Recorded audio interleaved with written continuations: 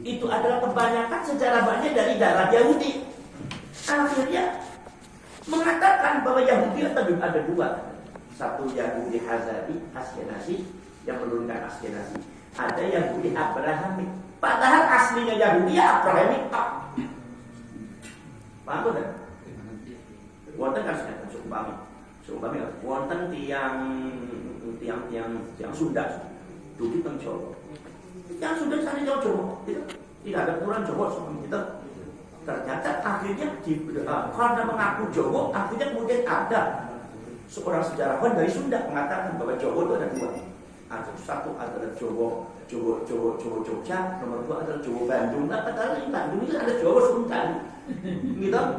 Nah, itu seperti itu kalau saya Rasul. Maka dari itu ini. Jadi mencangkokkan nama, mencangkokkan kuburan sejarah itu memang dari nenek moyangnya memang seperti itu. Jadi anak keturunannya juga sama seperti itu. Cuma kan dilalahnya Indonesia kok bagian. Ini yang jadi natural akhirnya yang harus diperhatikan. Nomor selanjutnya, nah setelah itu kemudian panjenengan pada waktu orang Yahudi Hazar itu datang di satu tempat itu pasti ingin mendominasi, pasti membuat kerusuhan, pasti membuat fitnah, pasti memecah belah umat, pasti mengajarkan ketidakbaikan kepada masyarakat. Datang ke Eropa menjelek-jelekan orang Eropa, datang ke Inggris menjelek-jelekan orang Inggris, bahkan di sini diklaim-klaim diri, bahkan pemerintahnya dijelek-jelekan. Akhirnya orang Eropa mengusir kaum Hazar, diusir dari Eropa, bahkan di Jerman itu digenosida, dibunuh semua oleh siapa? Hitler. Itu kaum Yahudi. Kenapa? Karena mereka itu berbuat seperti itu. Ketika datang dalam satu kaum itu tidak mengklaim ini, bahkan ini mengaku diri dan ini menguasai satu daerah. Itu memang karakternya Hazari di mana tempat itu menguasai. Lah, tiba-tiba begitu tahun kira-kira abad ke-19 itu, tahun 1930-an. Itu tiba-tiba mereka terusir dari Eropa, maka berbondong-bondong mereka itu lari dengan kapalnya berpuluh-puluh kapal, mampirnya di mana? Mampirnya di pelabuhan Haifa, Palestina. Begitu semua bersaban puluhan kapal, ternyata membawa ribuan orang. Siapa ini orang Palestina? Ternyata dia membentangkan spanduk di kapal. Apa tulisannya? Tulisannya adalah, wahai orang Palestina, kami diusir. Di Eropa diusir. Di Jerman kami dibunuh. Makanya jangan putuskan harapan kami untuk kami bisa hidup bersama kalian. Jadi orang Yahudi, orang Askenazi, orang Hazari ini, Yahudi Hazari, Yahudi Askenazi ini, saya sebut Yahudi ya, walaupun mereka bukan Yahudi. Yahudi Hazari, Yahudi Askenazi ini meminta, mengemis kepada masyarakat Palestina untuk hidup bareng. Karena di Eropa diusir, di Jerman dihukum, genosida.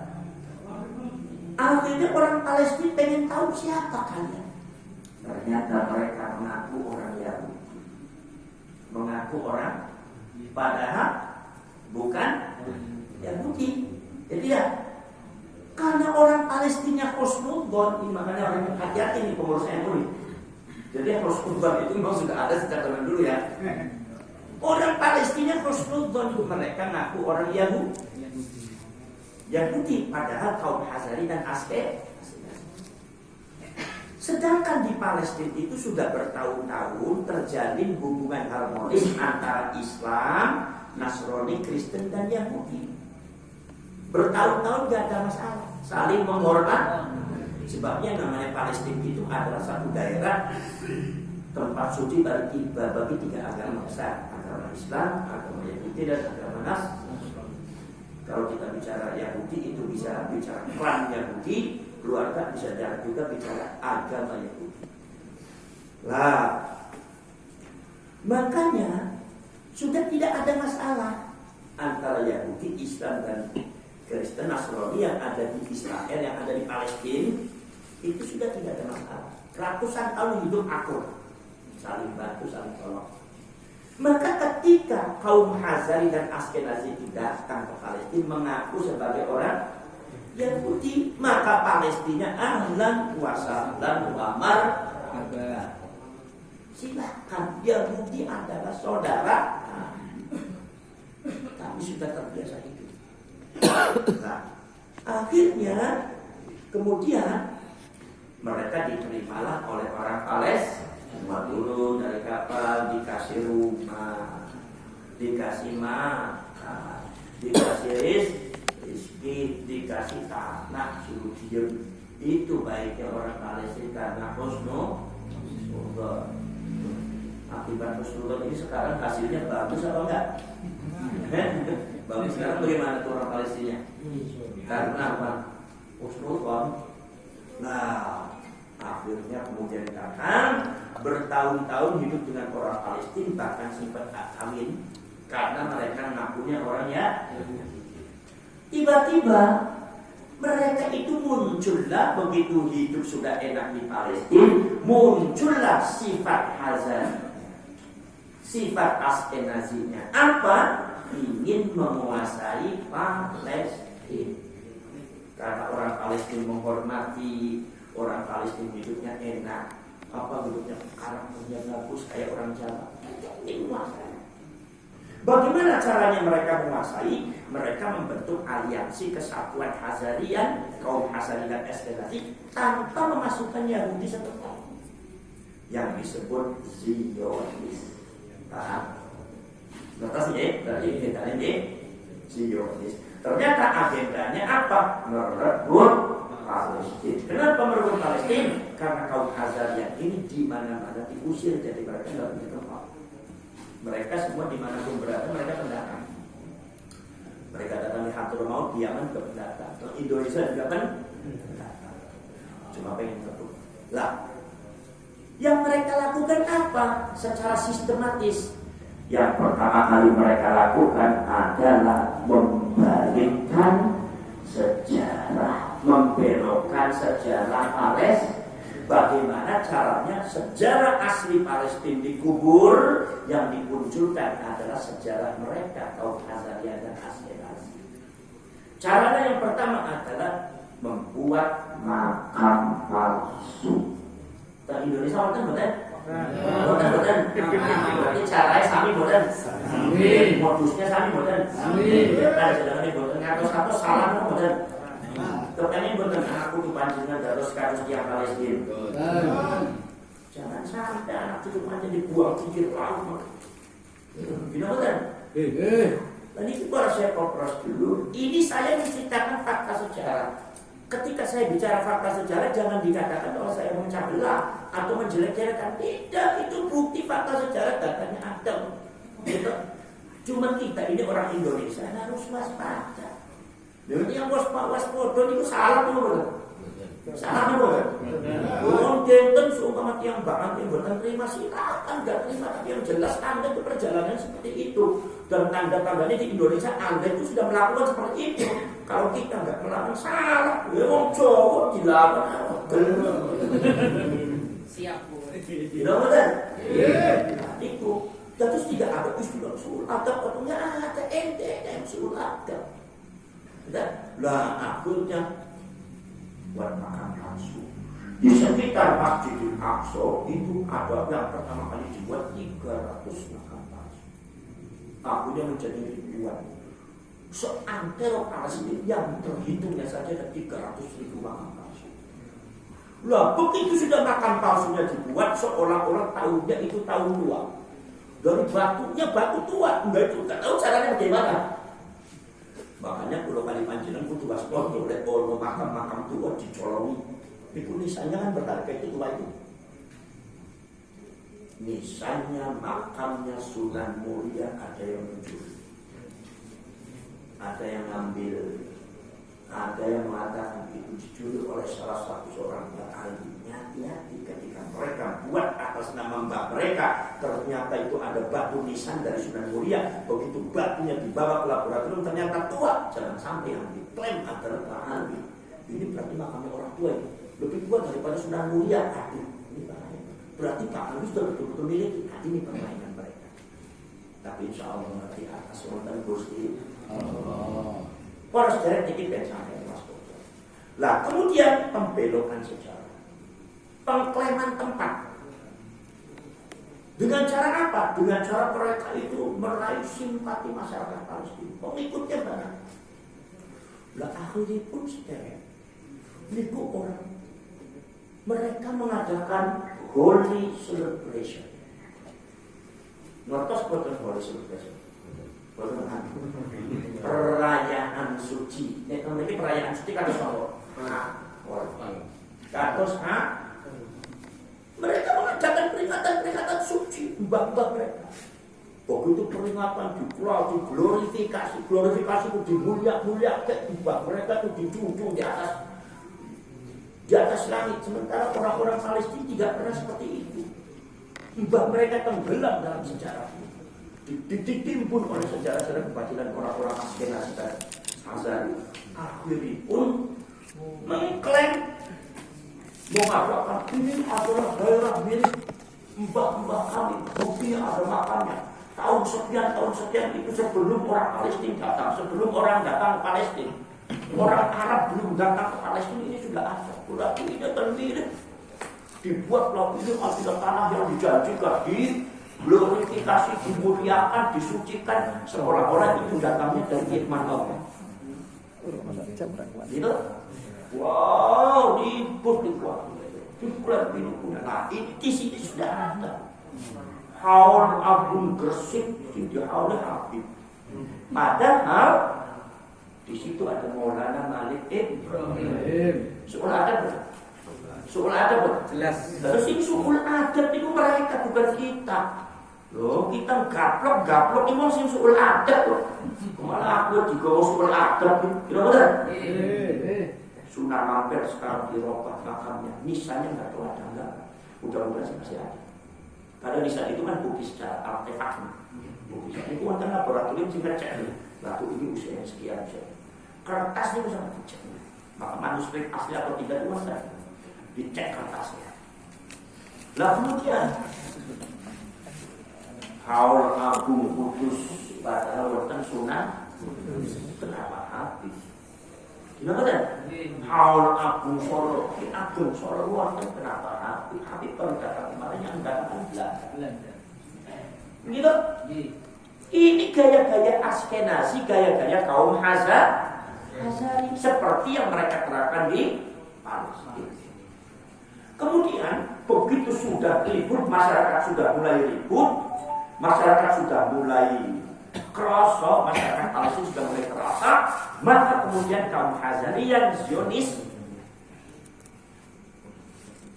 mengirimkan mata-mata itu untuk satu adalah untuk memantau pergerakan daripada orang pribumi Palestina, orang Arab Palestina.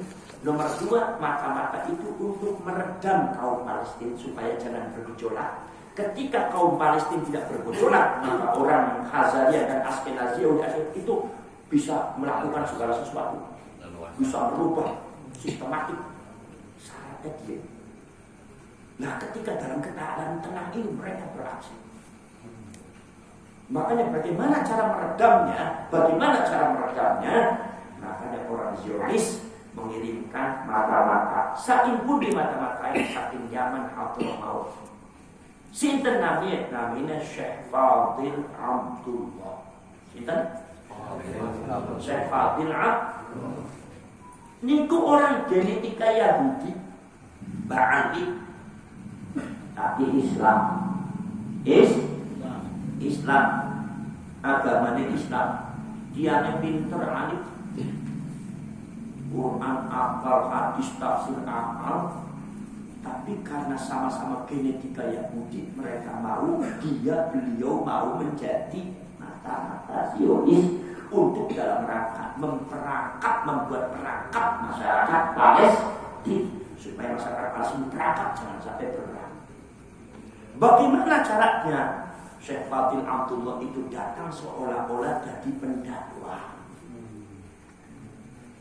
Datang ke masjid, ngajar, akhirnya diangkat jadi suara enak, lagu Quran yang hafal, akhirnya wong padha ngaji, muridé akeh. Nek jeneng teng mriki istilahnya muhibbin. Muhibbin kata ngajar tasawuf, mantas para Syekh Rasul pada akhirnya Syekh Fadil Abdullah diangkat menjadi imam besar Masjidil Aqsa. Ini salah satu gambar masyarakat Palestina teledor. Boten waspo. Buktinya dijadikan imam besar Masjidil Aqsa. Muridnya banyak, tambah banyak.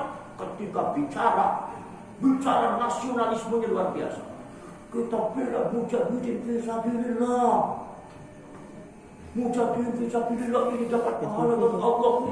Kita banyak, semua itu orang Yahudi, orang Zionis Israel. Kita lawan mereka. Insya Allah kalian akan dimuliakan oleh Allah. Ketika bicara masalah nasionalisme Palestina, kalah seperti orang selesai. Orang Palestina tidak tahu kalau beliau itu kata-kata Zionis dalam rangka menerangkan supaya orang Palestina itu berkiblat kepada Syekh Fadil dan dipegang lehernya. Ketika dipegang lehernya maka tidak ada pergerakan. Di saat tidak ada pergerakan masyarakat Palestina inilah maka kemudian mereka beraksi. Makanya Mbak Ali paling senang anggar sampai enam. Maka ono PBI Kasabilor langsung diusulkan adu domba. Kenapa sebabnya? Sebab ini kalau ada yang beraksi, makanya akan menginginkan orang semacam Syekh Fadil Abdullah. Syekh Fadil Abdullah akhirnya diklaim di mata orang Indonesia waliullah yang punya karamah, yang punya kasyaf, bisa nembus di petala langit. Dalam langit kata Arsyad Gusti Allah di framing seperti itu luar biasa. Bila masyarakat Palestina berpuluh-puluh tahun itu bungkam pergerakan kaum Asy'ari semakin liar, semakin kuat, ekonominya langsung dicekal, politiknya dikuasai. Sementara orang-orang Palestina dicekik oleh doktrin-doktrin dogma seperti hanya Syekh Fadil Abdullah waliullah kasyaf, akhirnya lupa. Paham? Gila? Nah, akhiripun para Syekh Rasul Syekh Fadil Abdullah dari tahun 1942 jadi mata-mata boten kewenangan ngantos tahun 84. Pinten tahun? 42 tahun. Tidak kurang dari 42 tahun Syekh Fadil Abdullah menjadi mata-mata, mencuri rahasia-rahasia Palestina, memperhatikan gerak-gerik Palestina secara cepat, melaporkan ke Zionis, melaporkan ke Israel, melaporkan ke orang Yahudi Askenazi. Orang Palestina tidak merasa. Begitu tahun 84 ketahuan oleh agen intelijen Palestina dan Mesir. Begitu ketahuan, berkejar itu namanya Syekh Fadil Abdullah. Begitu dikejar, langsung ditangkap, langsung dihukum mati oleh orang Palestina, dihukum mati. Orang kaget ketika Syekh Fadil Abdullah itu diambil, dihukum mati. Disebut oleh pemerintah di internetnya bahwa beliau ini adalah agen daripada Zionis Israel yang berkamuflase seperti kalian semua menjadi waliullah. Diklaim oleh Kang Wali, itu wahibina protes, mancam-mancam orang dibentrok. Sis harus tembakan kok kalau kita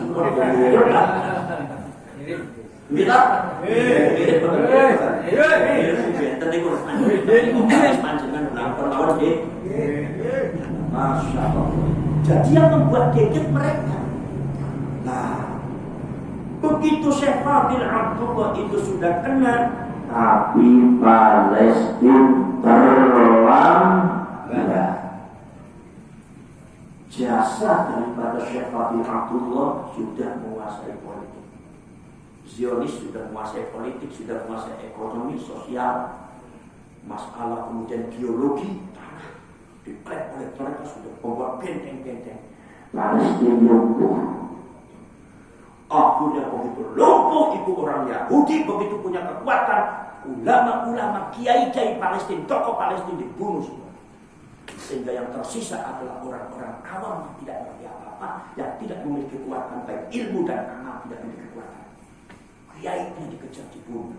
Akhirnya Palestina kemudian berdasarkan kerjasama dengan Inggris dengan Yahudi, mereka sama-sama Yahudi Askenazi, kaum Hazari dicepol dan orang Palestina dibuang di Gaza sampai detik ini menderita akibat kekeboran buyut mereka terhadap aksi dan sistematisnya orang Hazari.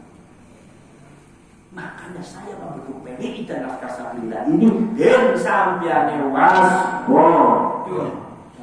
Ben seumpami panjenengan Indonesia itu jangan sampai seperti Palestina. Kenapa? Alasannya satu, genetikanya sama.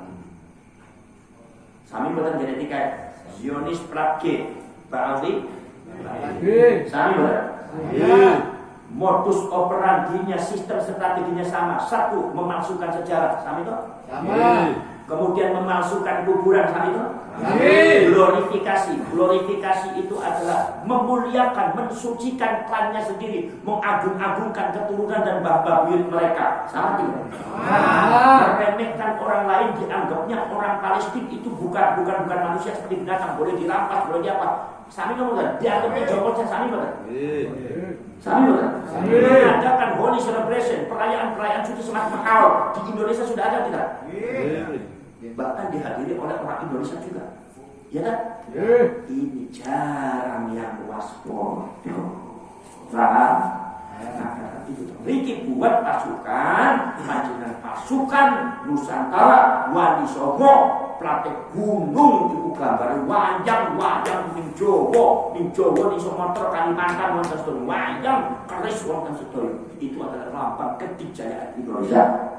Mudah-mudahan dengan kegiatan dan kekuatan kalian yang ada di Jawa, bentuk Pancasila, tentara Jawa, yaitu Laskar Sabilillah, tentara Jawa, tentara Sumatera, tentara Kalimantan, tentara Sulawesi, tentara Nusantara untuk membentengi Indonesia dari mereka semua. Karena kalau kalian tidak diken, kalau kalian meleng sedikit saja, mereka semakin kuat. Jangan sampai ini terjadi di Indonesia. Alhamdulillah. Waalaikumsalam Muhammad. Apalagi mereka itu adalah sudah memasuki arena agama yang disebut Syiah Ismailiyah. Jadi mereka itu Syiah tapi lagi takiyah, seolah-olah Ahlus Sunnah wal Jamaah, padahal mereka orang Syiah. Ini Ba'awi sudah banyak diantaranya mengaku Syiah, gitu? Mengaku Syiah. Kalau kalian perhatikan, kenapa saya katakan Syiah? Satu, menyebut pemimpinnya dengan menyebut imam. Di Iran itu Imam Khomeini, di sini ada imam besar. Rizik Syihab, kan? Ini sudah salah satu cara imam. Nomor dua, cara-cara mereka mengglorifikasi, memuliakan, mengklaim mereka itu mulia, seolah-olah lebih daripada Kanjeng Nabi, lebih daripada Syekh Abdul Qadir Al-Jilani, bahkan ada yang menyatakan lebih daripada malaikat. Fauqal malaikat, di atas malaikat. Bahkan ada yang mengatakan di atas Allah. Bahwasanya Allah itu kalau memberi musibah katanya sudah berdasarkan izin daripada seorang habib. Ini gaya-gaya Yahudi meremehkan Allah. Doktrin semacam itu banyak itu di Talmud, itu ada. Doktrinnya sama dengan Talmud. Nah ini saudara-saudara sekalian, harus walaupun mereka berkamuflase Islam, Ahlus Sunnah wal Jamaah, sholawatan, tahlilan, tapi kita mereka hati-hati pergerakan mereka, awal mereka, sikap-sikap mereka. Satu, kuburannya dihias. Yaj'aluna maqabirahum masajida. Kuburannya kayak masjid, ono kubur. Bahwa kuburan miliaran. Kepanjangannya duit miliaran itu nopo cepat mungkin damel kuburan tok nopo. Hah? Nek panjenengan gak ada duit gangsal miliar nopo badhe damel kuburan nopo. Kuburan panjenengan itu kuburan Wali Songo wonten mewah di nganti. Wah, niku nggih. Di Bang Melati kenapa to nggih? Wonten. Oleh tiang NU niku boten teng kuburan. Nek teng kuburan tawajuhe teng Gusti Allah. Kuburan niku boten menarik biasa mawon paling diresikna, dibersihna beres. Disukani wangi-wangi beres. Ya, kuburan ya Allah. Terus wong ora pinter ngaji Quran ora bisa. Gitu akhlak kaya kuwi omongane isi setan ben iblis kabeh. Lu sikap kalau sing gak tenang wong. Fitnah dihalalkan, mari kita buat fitnah yang diterima oleh masyarakat. Tapi kuburannya koyo wali. Mandi bilang fungsi yang batangnya meripati utos atau ziarah atau ilah atau ini al ini. Untung buatan al